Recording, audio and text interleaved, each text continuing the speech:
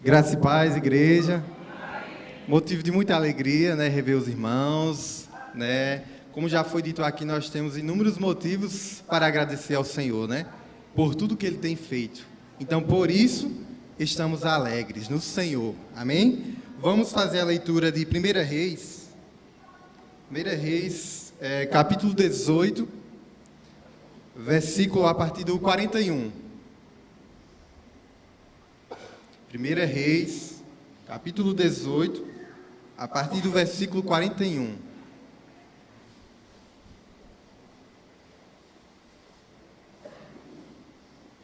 Amém, igreja?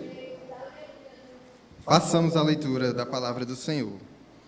E Elias disse a Acabe: levanta-te, come e bebe, porque há som de abundante chuva. Assim, Acabe subiu para comer e beber. E Elias subiu até o cume do Carmelo, e se lançou sobre a terra, e pôs a face entre os joelhos. E disse aos seus servos: sobe agora, olha em direção ao mar. E ele subiu e olhou, e disse: não há nada. E ele disse: vai novamente 7 vezes. E sucedeu na 7ª vez que ele disse: eis que lá se levante uma pequena nuvem do mar, semelhante à mão do homem. E ele disse: sobe, e dize a Acabe: prepara a tua carruagem e desce, para que a chuva não te pare.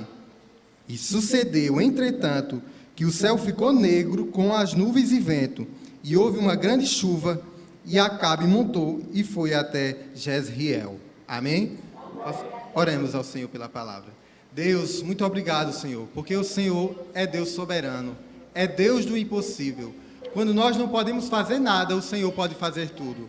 Muito obrigado por tantas bênçãos que o Senhor nos proporcionou durante todo esse ano. Deus, nós não podemos nem contar, muitas são elas, Senhor. Mas é a Tua graça sobre nossas vidas. É a Tua misericórdia que se renova a cada manhã. Nós só temos motivos para Te agradecer. Muito obrigado por tudo, Senhor. Amém.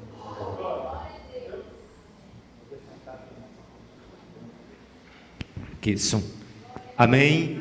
Podeis tomar assento. Obrigado aí, o Romário, pela leitura. Meus queridos, esse texto aqui é um texto muito clássico, né? O texto de Reis, capítulo 18. É um texto riquíssimo. Mas eu acho interessante que quanto mais você lê, mais aprendizagem, mais lições, mais verdades a gente tem para absorver sobre as nossas vidas. E eu queria aqui pensar, a partir dessa leitura, nós estivéssemos pensando: Deus está além das circunstâncias. Por quê? Porque o quadro que é pintado para Elias e os seus contemporâneos é um quadro muito caótico, difícil. É um quadro pessimista. E se nós atentarmos para as previsões financeiras em 2023... para a gente atentar para toda sorte de coisa que é pintado aí para o próximo ano, não são coisas muito favoráveis, não são coisas bonitas aos olhos, mas eu quero dizer que mesmo na situação adversa, Deus está além das adversidades, e é isso que eu queria que nós estivéssemos pensando, porque o quadro a leitura que acabamos de fazer era um quadro de fome, era um contexto de seca, de desespero, mas Deus, Ele intervém na história. É uma coisa que a gente tem que entender, é que Deus, Ele não simplesmente Ele conta a história, mas Ele já fez a história. Ele é o Senhor da história.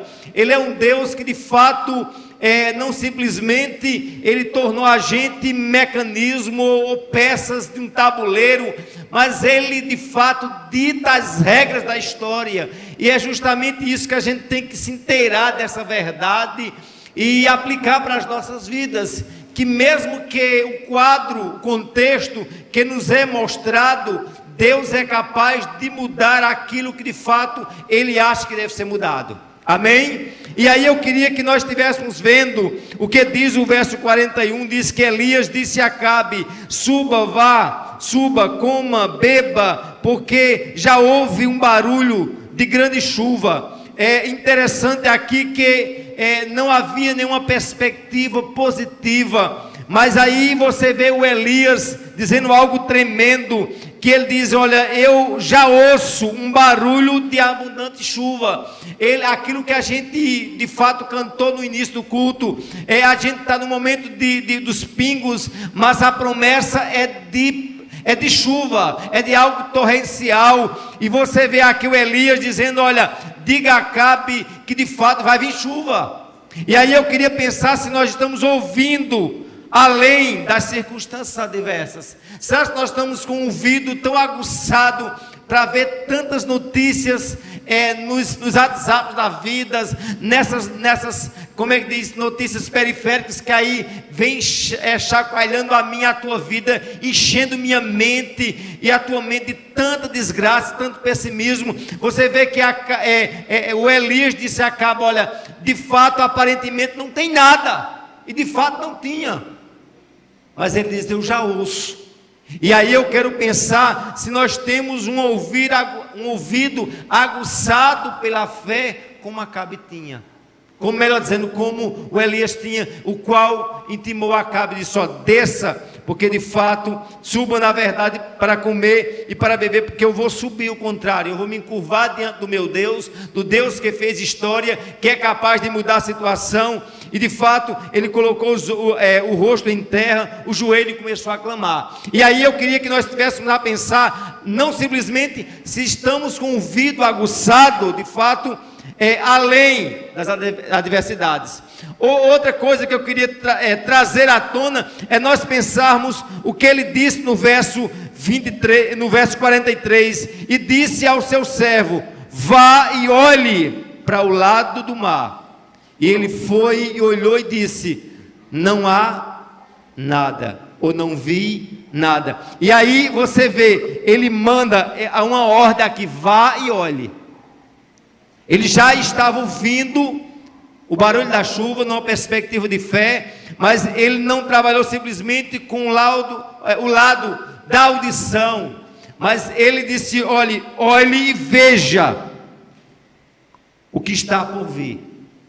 E aí vem uma notícia que poderia ter tirado Elias da perspectiva da fé, onde ele mandou o servo, disse: olhe para o lado do mar e veja o que tem lá. E aí vem a frase, diga comigo: não vi nada. Vamos lá? Não vi nada. Há uma coisa muito, de um contraste terrível.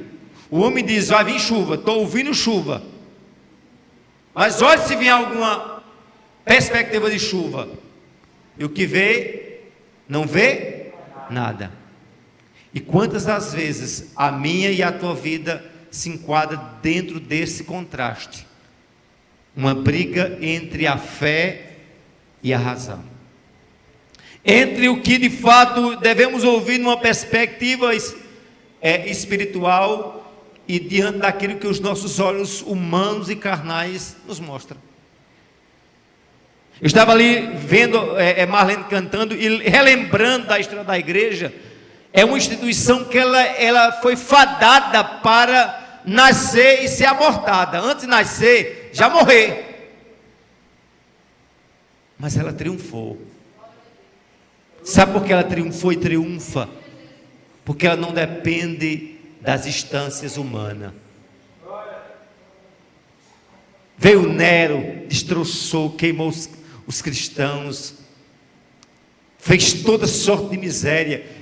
Estamos nós aqui, semente desse povo guerreiro, semente desse povo que sobreviveu ao Coliseu Romano, semente desse povo que eu estava passando ali há 8 dias atrás, ali em Santa Cruz, lembrando da história dessa igreja. Veio tão longe, ingleses de uma extremidade da Europa, ao norte da Europa, estamos nós aqui. Eu quero dizer que a obra de Deus não depende de mim e de você. A história não depende de nós. A história foi feita por Deus, foi criada por Deus e executada por Deus. Agora, muitas vezes, o que nos é mostrado é algo adverso. O que muitas vezes eu olho e não vejo nada esperançoso. E aí o servo disse: Elias perguntou: o que tu estás vendo? O que é que ele disse? Nada. Vamos lá? O que estamos vendo? Nada. Nada de esperança.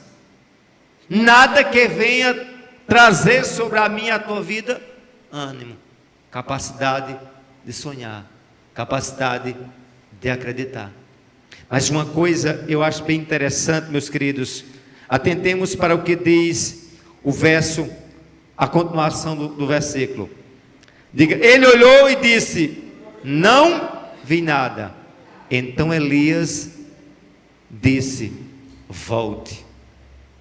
Esse volte aqui não é voltar para trás, não é retroceder, mas esse volta assim, olha, tente, insiste, continue tentando. E não diz que volte só uma vez, Léo. Não disse, irmã Lena, volte só, mas volte quantas vezes? 7 vezes. Vocês sabem por que diz voltar 7 vezes? É porque 7 é o sinônimo de perfeição no conceito bíblico. Eles volte, insista, insista até a perfeição, insista até alcançar a bênção. E muitas vezes a gente quer insistir, mas quer insistir pela metade, a gente quer tentar pela metade, a gente quer ver pela metade, mas Deus diz: volte, tente, não desista. A história não é feita para os covardes, irmão Cícero. A história foi feita para os valentes. E alguém pode dizer: os valentes são os fortes. Não, os valentes são aqueles que reconhecem que são fracos, mas entendem o Deus soberano que o chamou. Sabe quem mandou voltar? Sabe quem disse que prosseguindo, insistindo? Foi um cara como Elias, que entrou numa depressão profunda e foi para uma caverna. Tiago disse que ele era um homem sujeito às mesmas paixões que eu e você. Eu estou dizendo aqui a você que volte, mas em dado momento eu quero retroceder. Mas Deus me faz voltar e me faz crer no invisível, no impossível. Amém? Vamos lá dizer a nós mesmos: volte, tente, jamais desistir. Não desista, não desista. E aí ele disse: volte. E volte quantas vezes? E assim por 7 vezes ele voltou.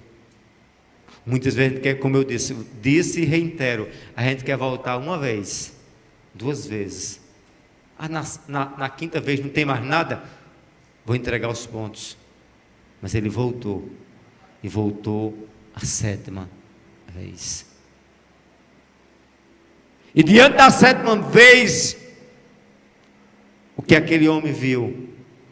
E aí eu queria pensar com vocês que de fato, mesmo diante das contrariedades, como eu disse, não desista, volte, persista. E por fim, Deus age mesmo quando tudo parece o contrário. Veja comigo as verdades impostas nesse texto, onde ele diz assim, olha, no verso 44 ao 45, vamos lá? Na 7ª vez o servo disse: eis que se levantou do mar uma nuvem pequena, como a palma da mão de um homem. Então Elias disse: suba e diga a Acabe, apronte o carro e desça, para que a chuva não detenha. Em pouco tempo o céu se enegreceu, ou se escureceu, com nuvens e vento, e caiu grande chuva.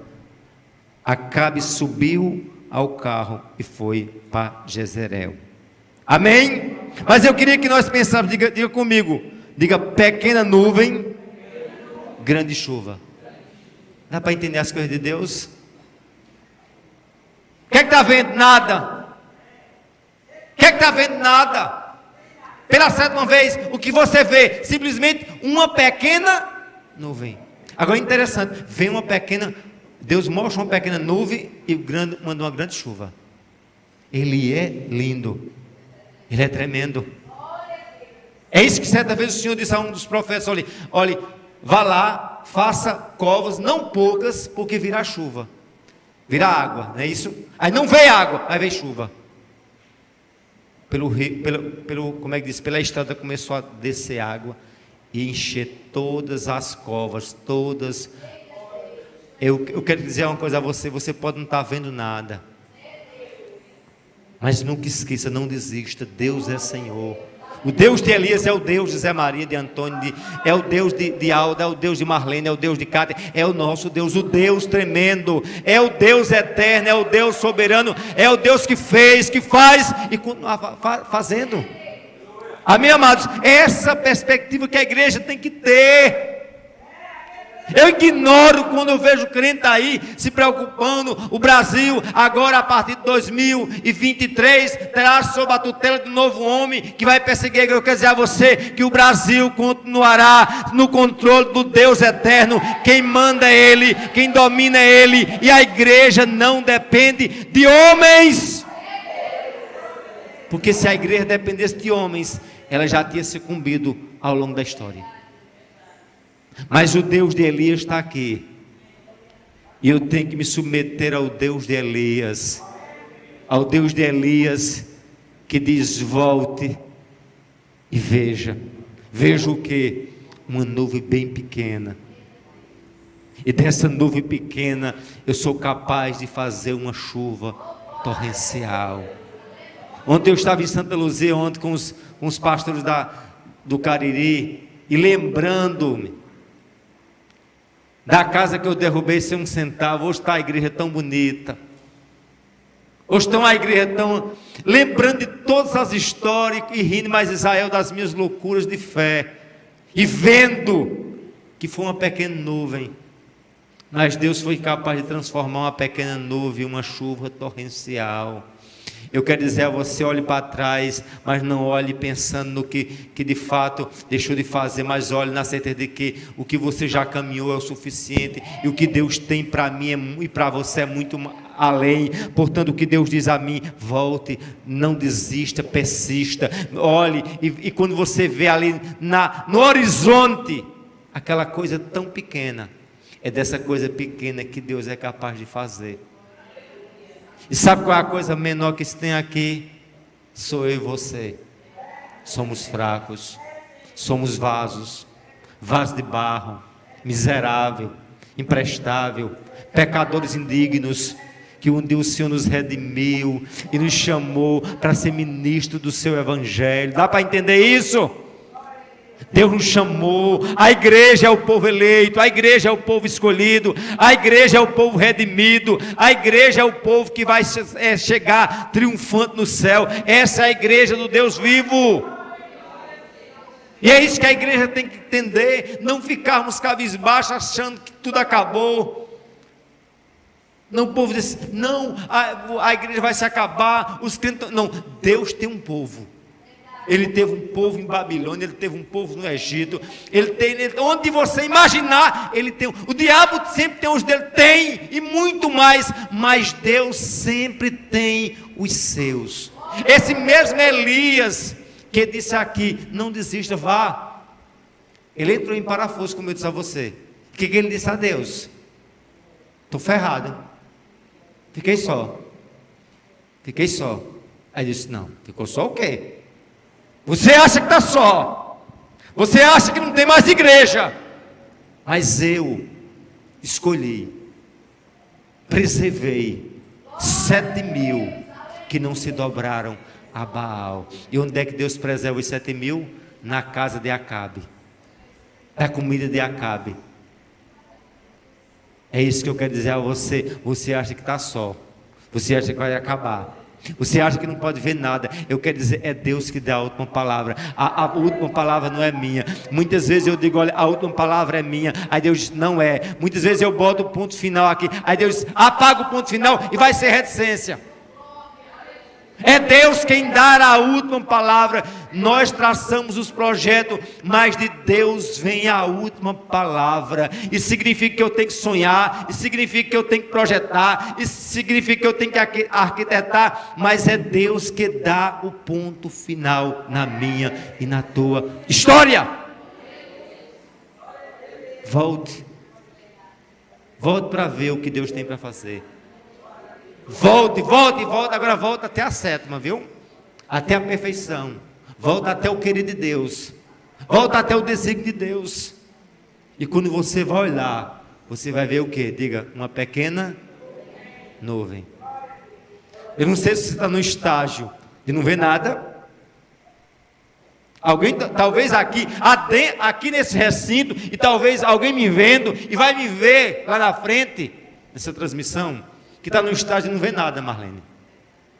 Outros já estão no estágio, irmã Helena, mais elevado, já estão vendo, sim, mas uma pequena nuvem. Mas hoje já estão em outro estágio mais evoluído, mais graduado. Já vem chuva torrencial. Eu só sei de uma coisa, não vendo nada, pequena nuvem ou grande chuva, Deus continua sendo Deus. Deus é e sempre será. Amém, amados? E aí ele diz, olha, eis que se levantou do mar uma grande nuvem, uma pequena nuvem, da palma da mão de um homem. E ele lhes disse, suba, diga a Acabe, apronte o carro e desça, para que a chuva não o detenha. Diga comigo, verso 45, em pouco tempo, diga comigo, vamos lá, não foi muito tempo. Deus para agir, não precisa de muita coisa. Ele simplesmente, eu quero agir.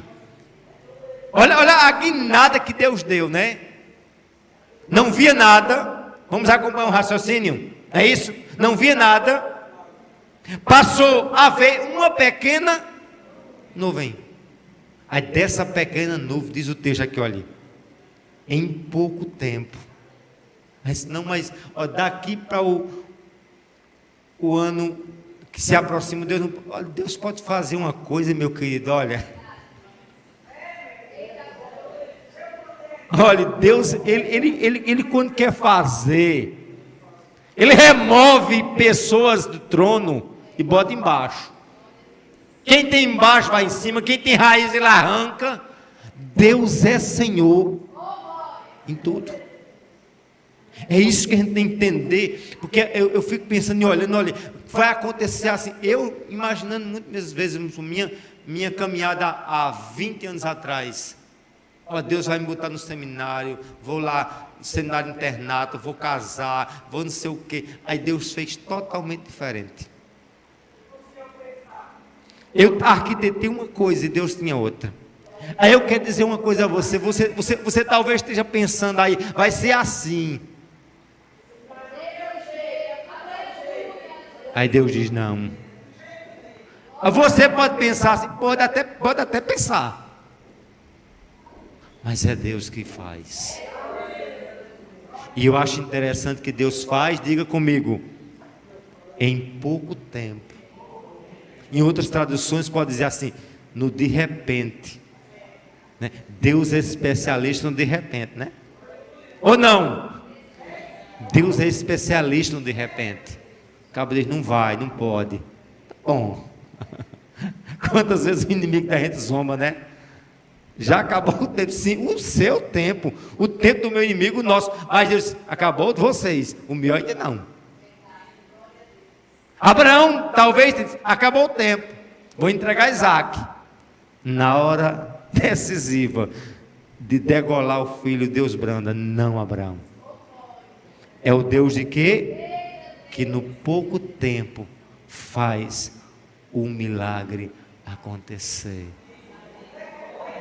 Eu quero que você saia daqui nessa certeza que mesmo tudo ver estar pintado, escuro, é negro, cinzento, sem cor, sem vida, sem esperança, lembre de uma coisa, Deus pode fazer do nada, tudo, da pequena nuvem, grande chuva, e tudo Ele pode fazer de repente, num abrir e piscar de olhos. Deus pode fazer. Eu estava pensando e lembrando do que Hernando disse algo interessante. Quando Deus age de forma sobrenatural na igreja, Ele faz coisa que a gente passa século para fazer. Você sabia disso? Quando Deus joga um avivamento na igreja, Ele faz 1000 projetos, mil não sei o quê. Aí quando Ele faz assim, ó, puf. Porque Deus, Ele quer mostrar para mim, para você, Ele quer dizer para mim, para você, que Ele é o Senhor. Sabia disso? Porque o ser humano é muito ególatra. Ele pensa que é. Aí Deus está mostrando para mim, para você, que Ele é. Aí Ele faz de repente. Amém, amados? Diga, em pouco tempo o céu se escureceu, com nuvens e o quê? E vento, e caiu grande chuva. E aí, por fim, eu encerro dizendo, olha, Deus está além da lógica das adversidades, portanto, creia, ouça, veja pela fé em Cristo o agir do Senhor, o seu de repente. Vamos juntos dizer? Diga, Deus está além da lógica, além das adversidades, portanto, eu devo crer, ouvir, ver pela fé em Cristo o agir do Senhor, o seu de repente. Que Deus faça um de repente na sua vida. E você não se espante. Muita gente se espanta com Deus, né? Sabia disso? A gente se espanta, porque as coisas de Deus é de se espantar mesmo. Mas quando Deus realmente entra no lugar, entra na situação, é para mostrar que Ele é. Que Ele é. E eu quero esperar nesse Deus. E você, mesmo que tudo diga o contrário, creia e ouça, veja pela fé o que Deus tem para mim e para você. E tudo pode acontecer de repente.